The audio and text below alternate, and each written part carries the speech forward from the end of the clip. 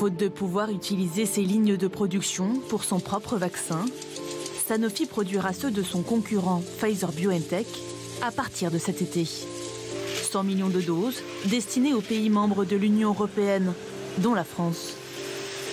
C'est une première et moi, j'en suis pas peu fier.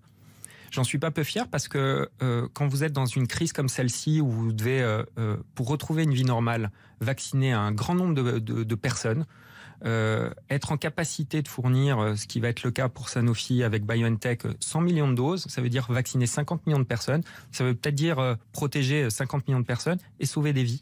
Et donc, quand on a les capacités techniques de Sanofi, les capacités industrielles et le savoir-faire, eh ben, le fait que Sanofi fait choix, moi, je suis très fier.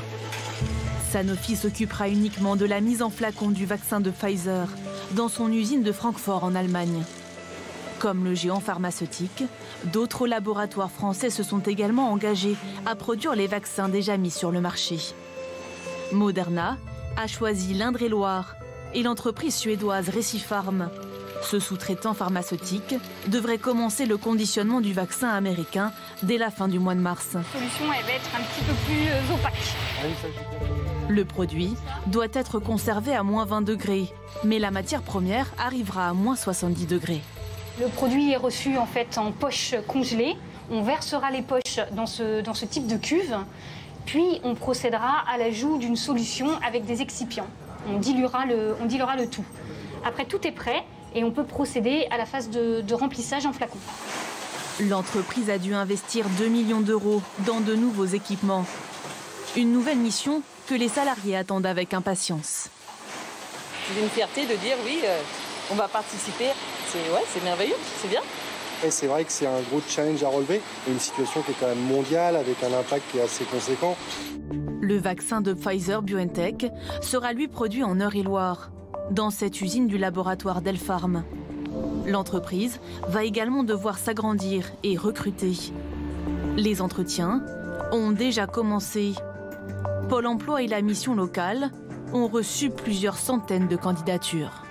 3 profils qui sont recherchés, les agents de production, les agents de conditionnement et les agents d'entretien, de maintenance. Voilà. Donc c'est des profils assez différents. Il y aura certainement une formation en interne. C'est-à-dire qu'il n'y a pas d'organismes qui sont habilités à faire ce genre de formation. Donc Delpharm a prévu une formation en interne. C'est une très bonne nouvelle, bien sûr, parce que le bassin de Dreux, comme beaucoup de bassins, souffre en termes d'emploi. C'est une très bonne nouvelle. Delpharm, il y a 2-3 ans, on se demandait si ça allait rester fermé. Et aujourd'hui, on réinvestit beaucoup sur le site. Je crois qu'il y a le chiffre de 18 millions d'euros qui a été annoncé sur Delpharm pour l'investissement, pour Pfizer et la production de ce vaccin. Jusqu'à 100 personnes seront recrutées. Certaines sont déjà en formation au sein de l'entreprise. L'objectif, fabriquer plusieurs dizaines de millions de doses d'ici la fin de l'année.